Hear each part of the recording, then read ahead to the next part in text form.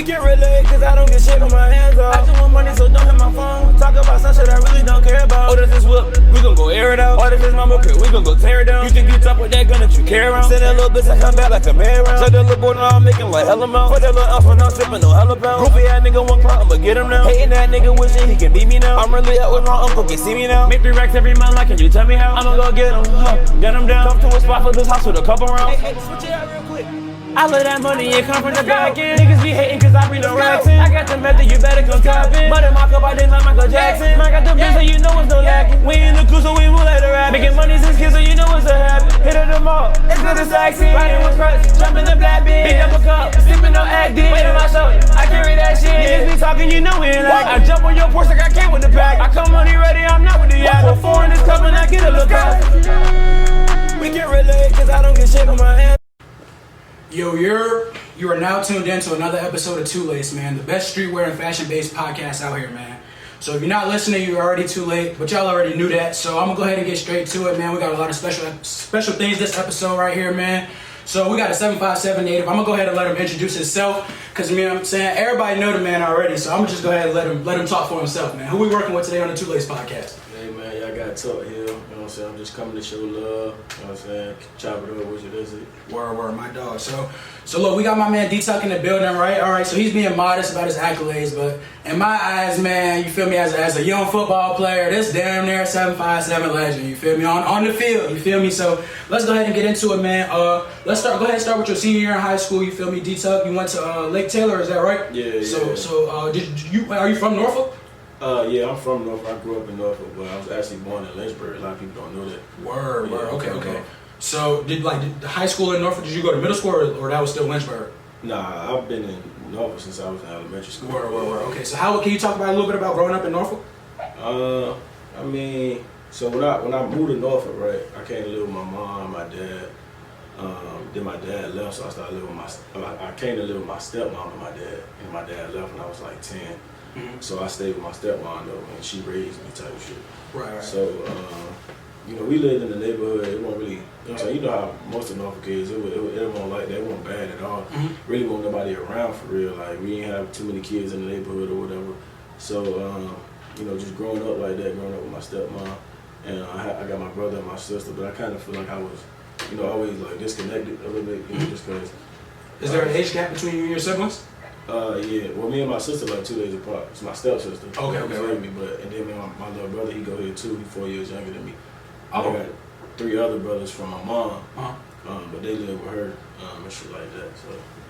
All right. So growing up in Norfolk wasn't too bad. You had an alright upbringing, nice siblings around you and stuff like that. So can you talk a little bit about Lake Taylor High School, man? I mean, I'm class of 2018, and I didn't play football until my senior year, but I already knew about Lake Taylor High School. Was it the Titans or the Knights? Titans. Lake Taylor Titans, man. I remember y'all steamrolling through the whole 757 around that time, man. So can you say a little bit about that part? I know your junior year, you got a couple accolades, but senior year is when it really popped off, man. So can you go ahead and start from there? I mean, like high school, going to Lake Taylor, man, that shit jungle for real. Like, you see all type of stuff in there. Like, you just gotta really, you know what I'm saying, be able to, you know, sift through the bullshit.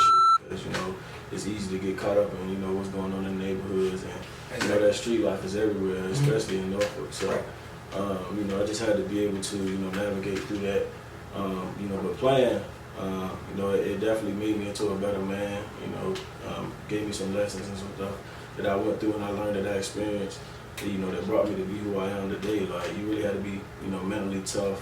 You know, it was real rough. Like, we played a different brand of ball, so, you know. Definitely. Even a different offensive scheme. Like, I was doing things differently. Everything was different at Lake Taylor Facts. And it was all traditional. Like, it was a older type of way. Like, everything was run was kind of like old fashioned. Like, it was hard nosed. It ain't none of that soft shit going on. Like, if you want to be a part of this, you know what I'm saying, you're going to have to put in the work and you're going to have to show that you really about that shit. There ain't going to be no facade, nothing made up or nothing, no pretending, nothing like that. So I feel like, you know, that instilled a mentality in me, like that dog mentality, that really brought it out of me. Because I always been good at football. When I got to Lake Taylor, they put a demon in me. Like, I was hungry or I was meaner. Like, you had to be in that environment. Because if you don't, you know what I'm saying, they'll really like punk you on some shit. So, And y'all definitely played like it on the field for sure. Like that was the one team you go to a game, a helmet gonna fly off. You gonna see one. Like, a helmet is gonna fly off for sure. Bro, my first week there, like I was not my first week, but like my first camp or whatever. So, like I said, I lived on the other side of the city. Like everybody that go to Lake Taylor, they from the south. You know what I'm saying? So I grew up in Ocean View. So that's the other side of the city. So I don't really know nobody, you know what I'm saying? And I ain't never been no, you know what I'm saying, attention seeking type of nigga. I always been to myself. So, you know what I'm saying, they ain't know how to really gauge me, you know what I'm saying? Like, ain't really people didn't know how to read you. You feel me? Like, yeah. Right. So, they tried me or whatever. I think like the first thing that probably happened was like they took my phone or some shit. Right. Until like trying to punk you. Yeah, basically on some shit like you're not getting this back until you make some plays. And like I said, I'm outnumbered, so I ain't really trying to be on no rah-rah shit, but at the same time I'm handling my business. So I got there and you know what I'm saying, the next day at practice I snapped, and I feel like from there on they kind of like accepted me and, you know, just let me be. And then I started to branch out, you know, meet different type of people and, you know, find my group. So like that's when I started hanging out with Wayne and them boys, you know what I'm saying? We really became a family and shit. Wayne like Davis, that. right? Yeah. Yeah, we're gonna talk a little bit about it.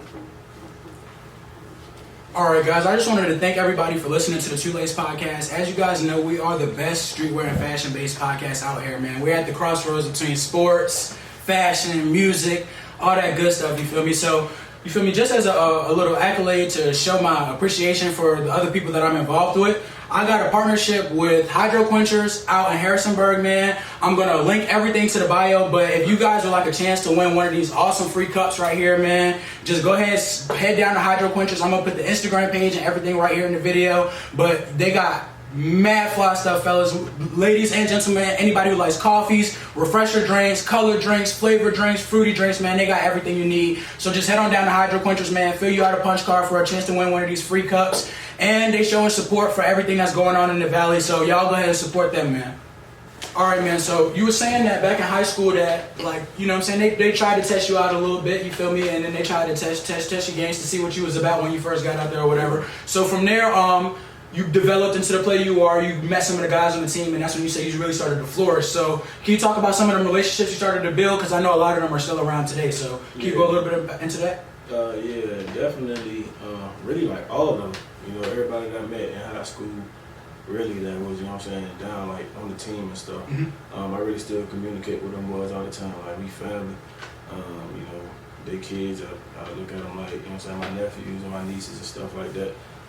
Obviously, Wayne, me and him probably got the best relationship just because, you know what I'm saying, we went to the same school or whatever, and you know, we doing the same thing. And he definitely was like the first one to, like, you know what I'm saying, take me on his wing and tell me like, I don't want you doing what everybody else doing, like, you know what I'm saying, you're gonna be with me type shit. You know, he was a big recruit coming out of high school, you know, 30-something offers. Yeah, most definitely. So, you know, he really inspired me, you know what I'm saying, to do right and, you know, stay on the right track and, you know, really attack this football shit, you know, on my head first.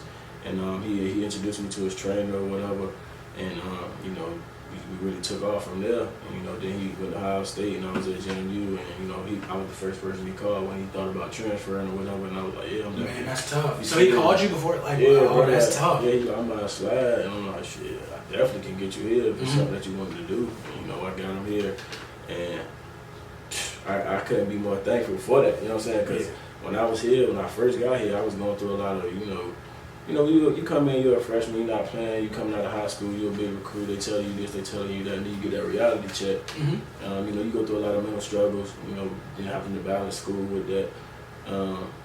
So yeah, when he came, it was really like, you know, I was back at home because it was culture shock coming here at first. So it was like, now I got somebody that can relate to exactly what I'm, you know what I'm saying, where I come from and what I'm going through. And he'd already been in college for a year, so he, you know what I'm saying, give me some game on how to go about stuff and stuff like that. So getting him here was definitely great. But you know, shout out to my boy Smoke, Cowboy, Dez, all them boys, Pre. You know what I'm saying, we still rocking, we still, you know what I'm saying, we just still.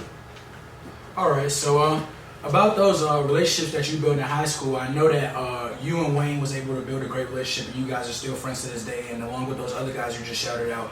But Wayne Davis specifically transferring to JMU for you guys and you guys playing together, I know that was a big thing because back at Lake Taylor, you guys was taking helmets off together. So it was like another chance for you guys to reunite and come and play on the field again together. So can you talk a little bit about that first time when you guys got back on the field together specifically? Because I know you guys stay in contact off the field, but getting back on the field together. Yeah, well, so Wayne probably like one of the smartest players that I know. Like he's knowledgeable about the game, and that's one of the flaws that I had coming out of high school. Because you go to Lake Taylor, like we play a simple game, like it ain't really just hard-nosed football. You feel me? Ain't really too much thinking to it. So when he first got here, I mean, I didn't play till really like last year was my first year starting. So that's the first time we've been back on the field together.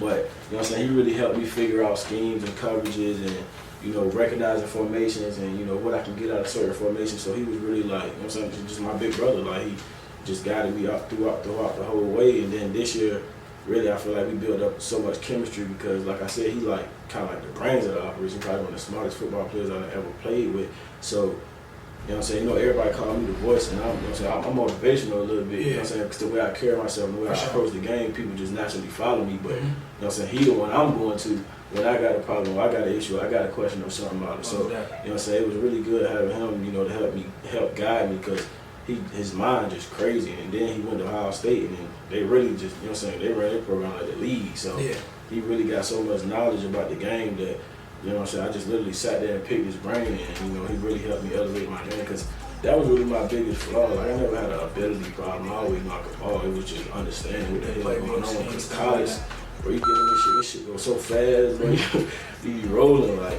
if you don't catch on fast, you'll be gone. Like, you'll get lost in that depth chart quick. So that's a fact. That's something that kind of happened to me a little bit. You know, then we got a coaching change, which really saved me. So everybody was really on basically like the same plane and learning a new defense. So when it was getting put to me, it wasn't like I should already know it. Was everybody was learning the same thing. So once I knew that, once it got to that point, I'm like, shit. Kind of leveled the playing field. You feel me? Like that was the only advantage that anybody I feel like really had on me. So once that got out of the way, all I had to do was ball. You know what I'm saying? All right, so we talked a lot about you getting your play time at JMU, but I want to back up a little bit because I know that coming from Lake Taylor, you kind of had a rough start with your offers. I know from a couple of articles I read that, you know, a lot of people basically slept on you, man. Like a lot of people missed a diamond for real. Right. So with that being said, like when you finally did snag that JMU offer, I want to say it was your junior day or what? Yeah, you snagged the offer from JMU junior day, right? So can you tell me about what that made you feel like, knowing that, like, because you said you been knew you could ball. You been knew that this is what you was going to do. So, like, when you finally got that offer, when it was like, all right, now I can not take my foot off the pedal, but now I know. I'm over the next hump, you feel me? What'd that feel like for you? Honestly, like, I'm a realist. So, you know what I'm saying, when I really look at the game and analyze it, especially during that time, like, this is my 6th year in college, so I was in high school, that's like, what, 7, 8 years ago? It was a different game. So they was looking for them bigger backers. You know what I'm saying? I can't control that. You feel me? So I always understood when the coach told me, like, hey, you too small. I mean, I feel you. You've had coaches tell you that before? Yeah. I guess that's something like you would have to hear from coaches in the D1 space. Like you. I mean, it is what it is, though, bro. Like, at the end of the day, you know what I'm saying? Like I said, I'm a realist, so I understood the landscape of, you know, football, period. But now the game is changing today. And when I got that first offer, it was definitely a relief because, I mean, you turn on that tape, you can't deny what's on there. Exactly. You feel me?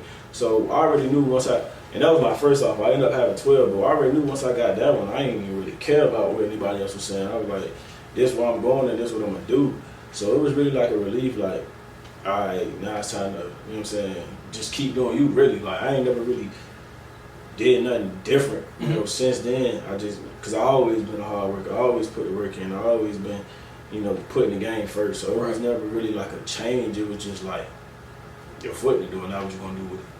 All right. And with that being said, like, what message would you send to, like, you know what I'm saying? Because I know me personally, when I was in high school, I knew who you were. You were only a year over me, type 2017, 2018. Yeah. So what could you say to the younger folks who are probably watching this, football players, athletes, even basketball players, any athlete for real, that feel like it's all about on-field talents, like they don't got to work hard off the field? What would you say to something like that? I don't even, if you feel like you ain't got to work hard off the field, that don't even make sense. You know what I'm saying? It's two parts of this thing. Like, yeah, you're an athlete, but you're a part of something that's bigger than yourself. So it's a way that you got to carry yourself, because they care about how you play and they'll tolerate you if you like ultra talented guy. Look at a guy like AB, he got a lot of off the field problems, but he's still getting that money, even though, you know what I'm saying, whatever just went down, he's still in that position. If you're not ultra talented, better than everybody else by far, then you gotta have grades, you gotta have character, and you gotta be able to play. So I feel like you should always be trying to sharpen yourself in really every aspect of your life. On and off the field. You feel me? On and off the field, because this field don't last forever, don't get me wrong. And it don't work out for everybody. Like, I was almost one of those guys. You feel me? I'm blessed to be in the position that I'm in now, but, you know, when it came to, when I was thinking I wasn't going to be able to play college football, I had to, you know, come up with another game plan. Like, life don't stop, bro. So anything that you do, you got to be intentional and you got to be purposeful. Like, everything you do, be like, do that shit to your fullest ability, because if you don't give it your all, you gonna, whatever you put in is what you're gonna get out.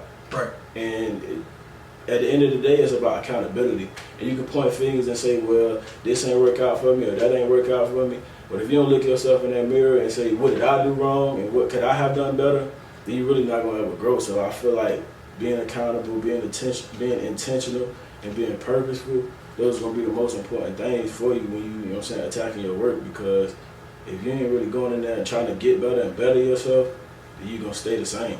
You feel me? You're gonna stay the same, you're gonna get worse. Right. And I want to emphasize something you said, because I understand you said that you were a realist, and like that is really important, because you literally just said that you was at a point at one point in your life where you was thinking about a plan B. You was real with yourself. You understood the landscape of football right now may not shape up, but that didn't stop you. It didn't make you take your foot off the gas, but you was real with yourself, which is something that a lot of people need to do. So, just a little random question: is there any like a coach or athlete that you, I mean, specifically a coach that you looked up to playing with since you've been at JMU playing under? Coach. Like, when you say look up to, what you mean? Like, did I look for guidance or? So yeah, that's what I would say. Like, I went to a small D3 school.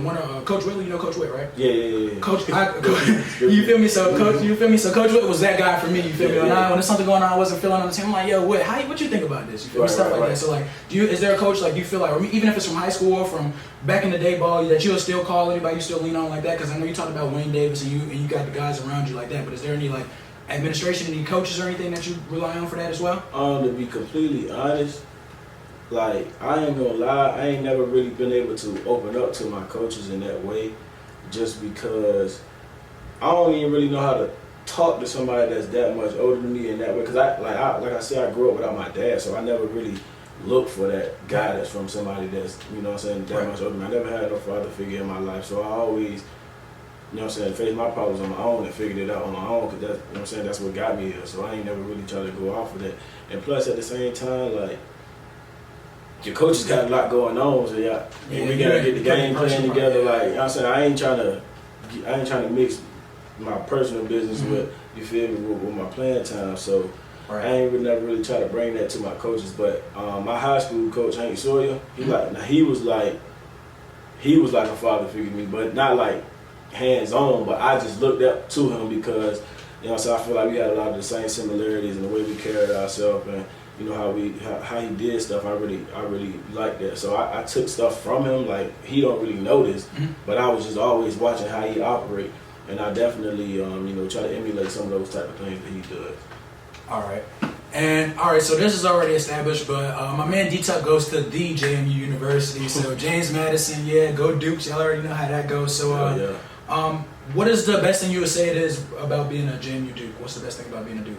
A football player or just a student? A Duke in general, because I know it's a whole bunch of perks that come with being a football player, but what's up with being a Duke? I feel like a lot of schools you'll go to and they say they got this family atmosphere and crazy alumni that, you know, want to help you and want to see you be successful. I'm not sure about any other schools, but when they say that here, they really mean that.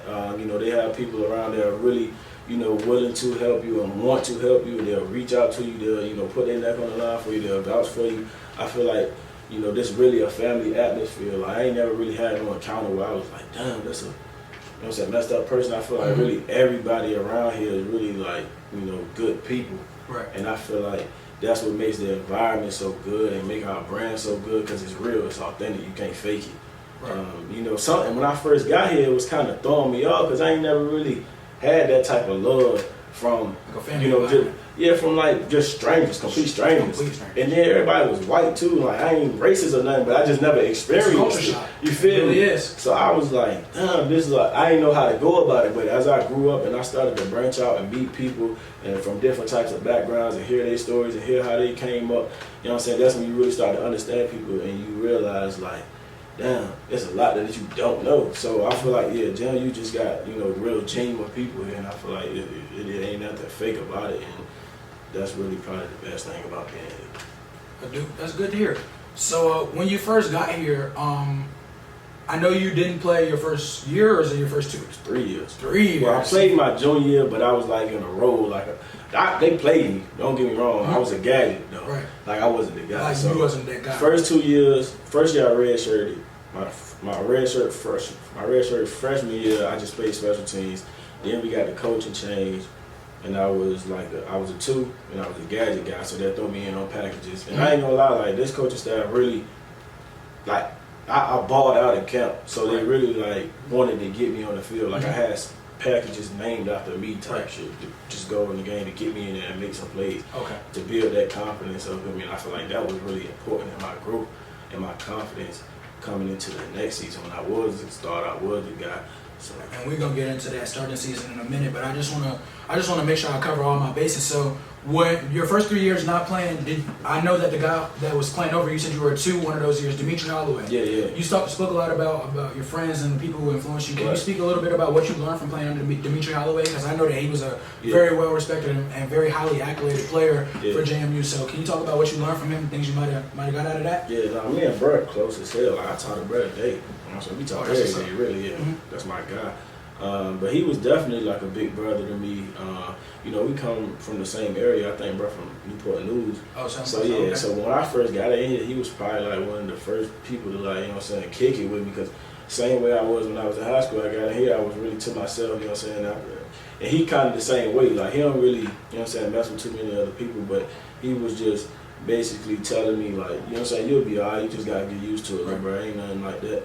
So, and then on the field, like I said, I didn't never understand anything. Like when I first got to college, bro, football was like all them X's and O's and all this playbook. I'm like, what is this? I was lost in the sauce, bro. So by my first camp, he was my roommate. So every night I go in there, like when we get back from doing our whole camp day or whatever, and I go in the room, we'll go over the playbook for an hour or 2 hours or some shit like that. Right. You know what I'm saying? Every night. So he was really, you know, helpful and guiding me in that way because, you know what I'm saying, he believed in me. He already knew that I could play. He just understood that I ain't understand shit. So he was, you know what I'm saying, he did anything he could. Anytime I hit him up or ask him, you know, how to do this or what this mean or what you be looking at on this play and certain shit like that. And he was really helping me slow the game down. And on top of that, he was a leader. You know what I'm saying? He didn't really say much, but when he spoke, everybody listened. I'm more, like with my teammates, I'm more of a talkative guy. Like I'm a loud, hyping everybody. You feel me? But he was more of a, when it's time to work, it's time to work. Right. But if he said something, everybody shut up. You know what I'm saying? When he spoke, so that was one of the things that I latched on to, and I was trying to develop, you know, sitting behind him, trying to make sure that I gained the respect of everybody else around me so that when I speak, they shut up and they listen, you know what I'm saying? They pay attention, they respect what I got to say.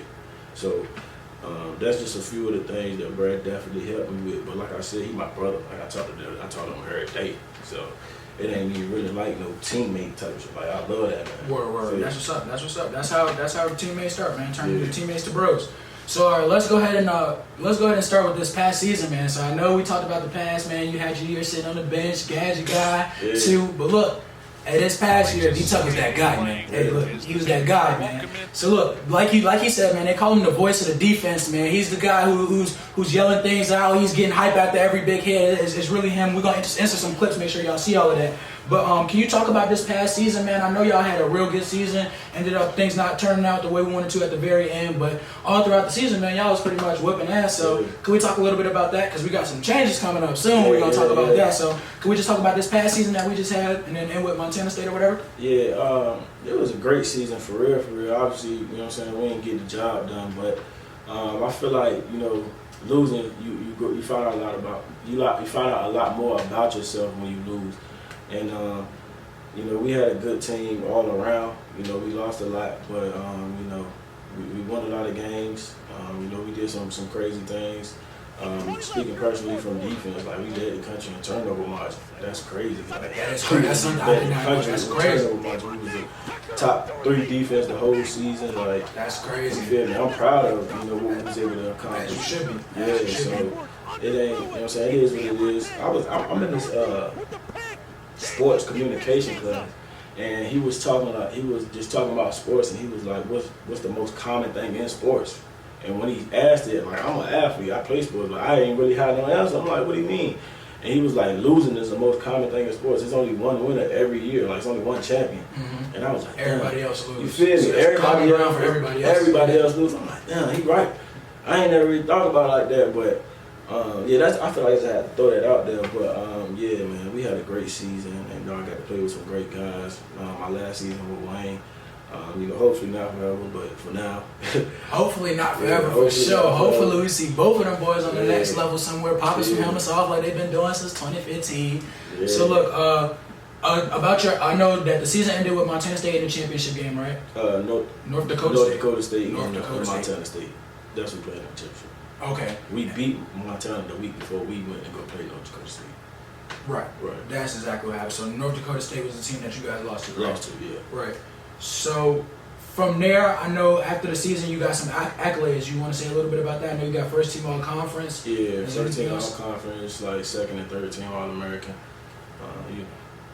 I definitely feel like I got snubbed, but hey, it is what it is. It's politics. I ain't tripping. It's politics, man. Y'all heard it here. Hey, but listen though. That's in the past. Next season, man, my man DTUCK is the key to the JMU defense, man. Like, it's literally buzzing all around the valley. Like, I'm hearing it. Like, DTUCK is that guy. So with that being said, like, how do you feel? Like, you feel like it's weight on your shoulders, or like you feel like you stepping into it? Like, cause you did this last year. You was a big part of the team. I know you made a couple of big plays, huge plays. I know you caught the pick against New Haven, was it? New Hampshire. New Hampshire. Game-winning pick against New Hampshire. So you made a lot of big plays throughout the season. So do you feel like this is something like you already did it once, you about to do it again, or you feel like now that you got the seniors that's left and it's really your team defensively now, you feel like it's something changing or anything? Like, nah, not really. Like, I ain't pressured. This is what I do. Like, this is what I do. So I'm not really worried about moving up. I'm just playing my game. Be whatever I need to be for the team. It's definitely a big year coming up, but as far as pressure goes, it is what it is. It's just football. Ain't nothing gonna change, but the location, I guess. That's that 757 in him, man. That's a dog. He can't help it, bro. He really can't help it. Look, you see what the hat say? Made in Norfolk, man. Look, hey, look though. So look, let's go ahead and get into it, man. JMU switching conferences next year, right? Y'all are moving to the Sun Belt Conference, right? So, word on the street is, around the football resources, the people who's speaking about, college sports is about to be a wake-up call, man. Things gonna go differently next season, dog. So what you got to say to that? How you feel about that?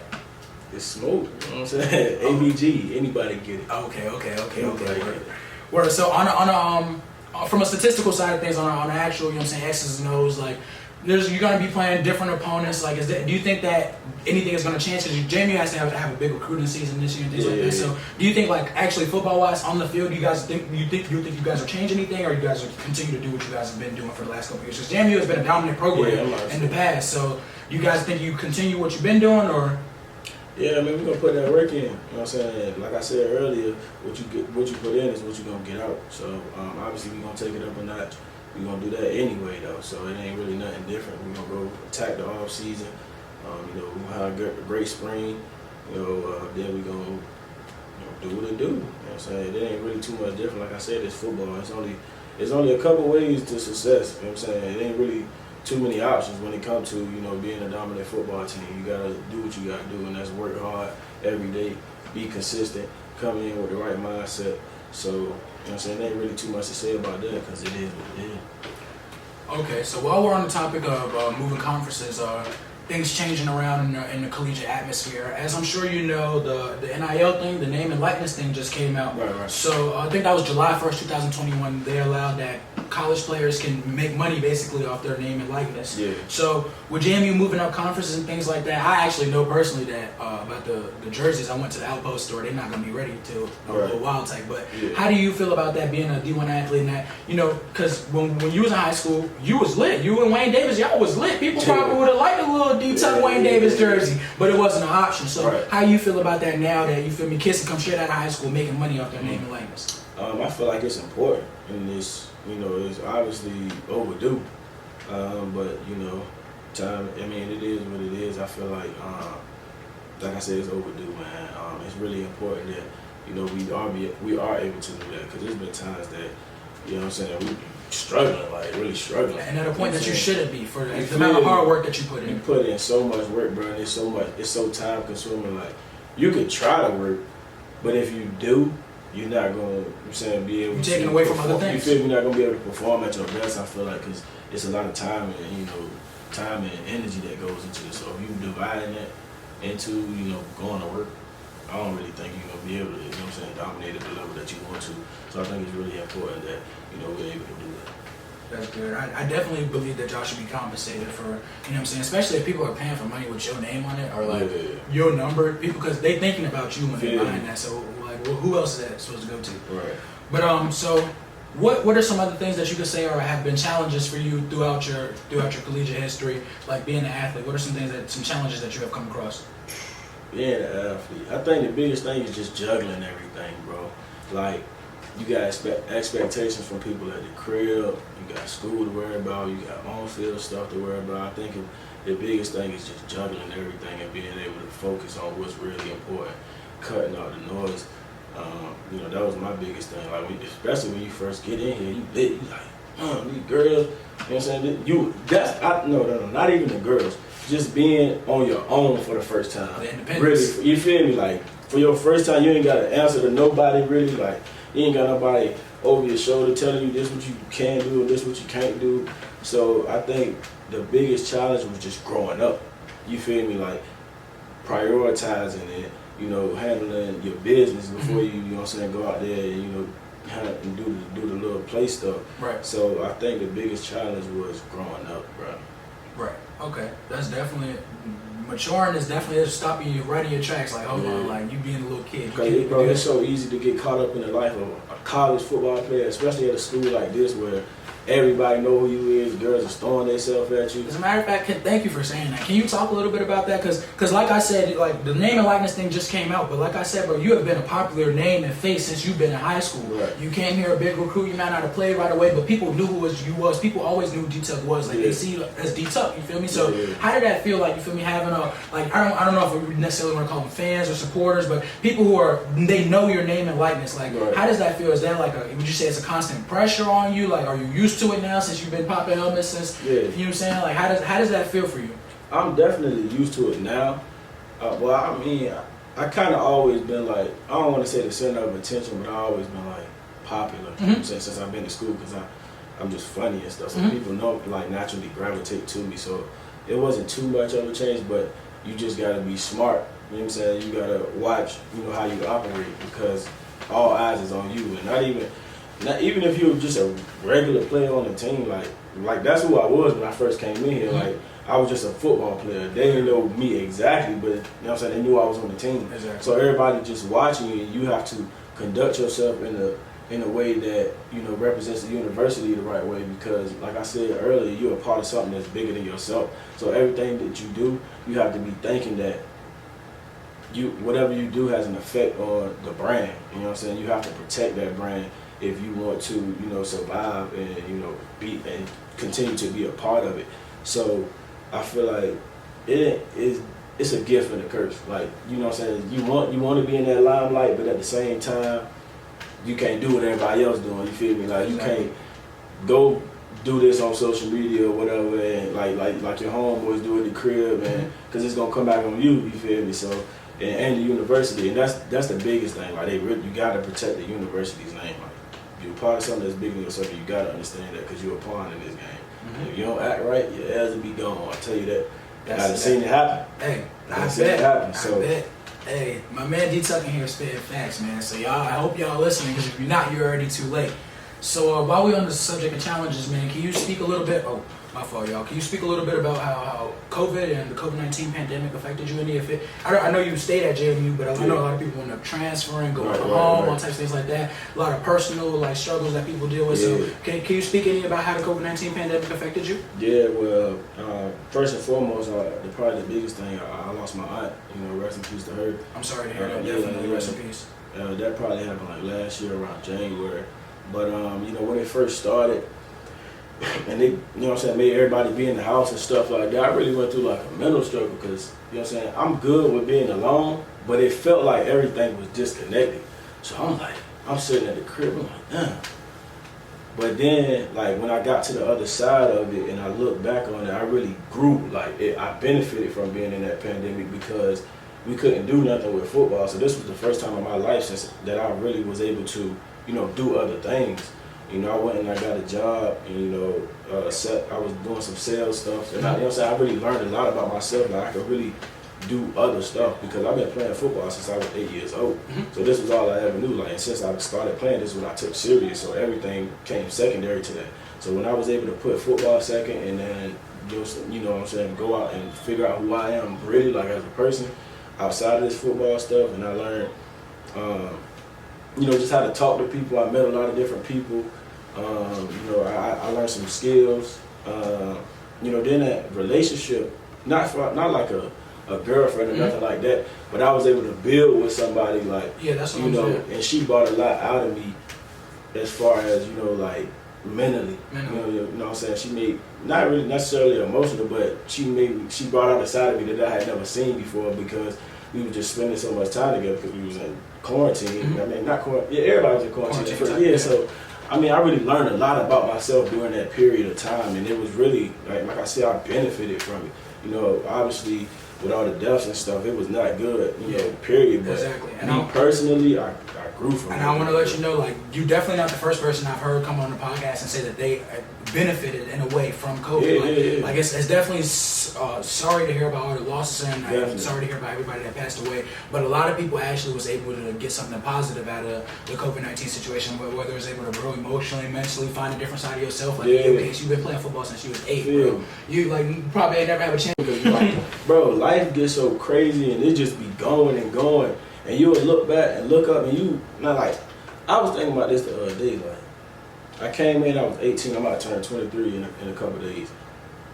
Time went by so fast, and I never really got outside of that COVID period, I never really got to sit down and like embark on everything that happened, like really sit down and see where I'm at mentally, and you know what I'm saying? So in that sense, why wouldn't you be thankful for it if it gave you a chance to sit down and reflect on? See, you feel me? That's what I understand. I feel like for everybody that didn't die, obviously, you could have benefited from it as long as you know what I'm saying, went about it the right way. And I feel like time alone really helps you figure out who you are. And I definitely feel like, you know what I'm saying, that's something that I did. Right. All right. So for the guys, for the first people that are the first time listeners and things like that, if you guys don't know, 2L8CED is a streetwear and fashion based podcast, man. We basically at the crossroads between athletes, sports, streetwear and fashion, culture, and things like that. So I'm gonna go ahead and ask my man DTUCK a little bit of questions about his drip, man. So I'm gonna go ahead and get right into it, man. You already told me off, but you feel me how you get down. But being a college athlete, like I was a college athlete myself, so I know when I was playing football, bro, I would sweat suits every day. Coming from practice, why would I dress up if I got to sweat? That just don't even make sense. So would you say you on the same page, or you be getting fly to go to class every once in a while? No, not at all. I will say this though.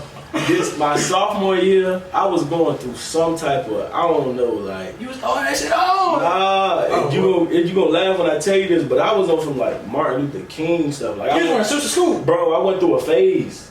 I don't know what it was, but I was like, I don't know what I was trying to do. Was it the girls? What? It had nothing to do with women. I was trying to like also professional. Like, you feel? Okay. I ain't gonna lie.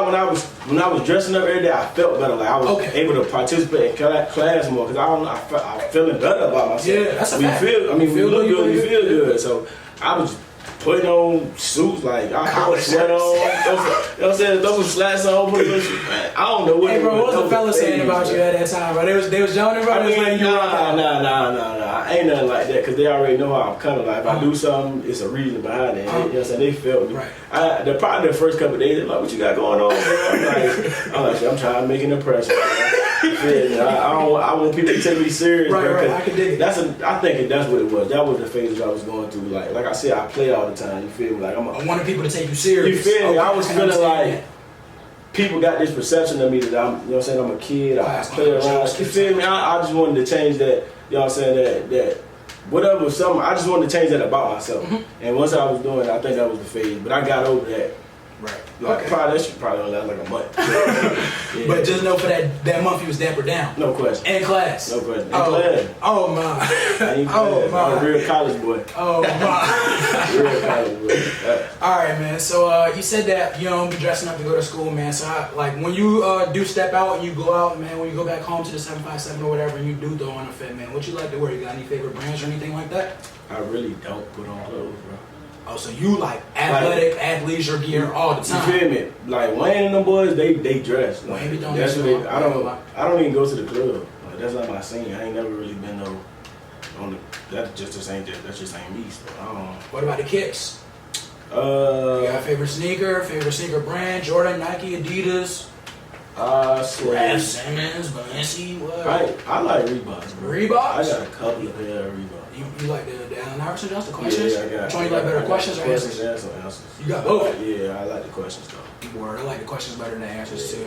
I want them Georgetown Johnson. If I can get the Georgetown questions, the blue and gray, yeah. Georgetown boys. If I can get them Johnson, I would pay. I'll pay that little 150, whatever that is, for sure. Nah, I definitely grab them.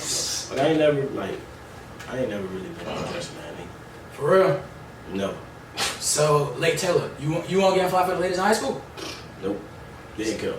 My face card good, man. Stop playing with that, man. DTUCK. No, post a pic, make them sick. Don't play with that. That's my personality, bro. I really feel like that's like I don't be caring, bro. Like, I'm really nonchalant. What you gonna say to me? All right. So before we wrap up, man, like you got a special lady or anything like that in your life? Negative.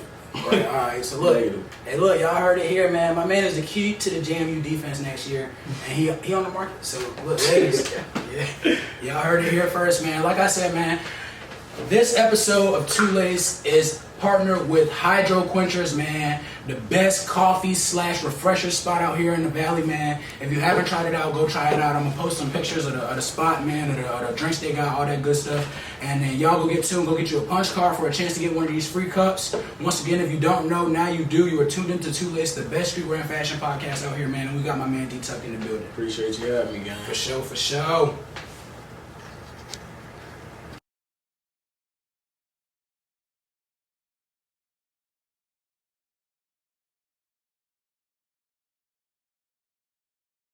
With my hands off. I just want money, so don't hit my phone. Talk about some shit I really don't care about. Oh, this is what we gon' go air it out. Oh, this is mama pit, we gon' go tear it down. You think you